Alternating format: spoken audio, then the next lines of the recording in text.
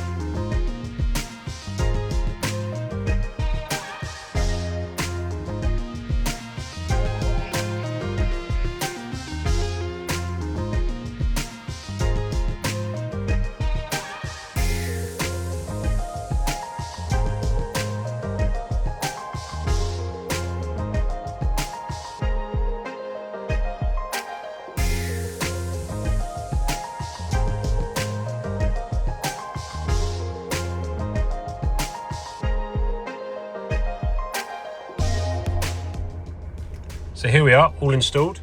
So you can see you've got the Pioneer there. Fits in really nicely with this fascia trim. And you can match the illumination of the buttons and the background to the colour of the car. And if we stick it in reverse, we've got the reversing camera. So quite nicely you've got the bumper image there. You can see quite far back, which is quite nice. With the Pioneer you can turn on the guidelines and everything like that.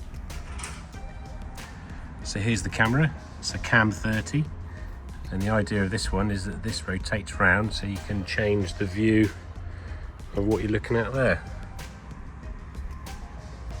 Pretty neat, that one. So there's the camera. And then we've also integrated the steering wheel controls in. Pretty cool, hey?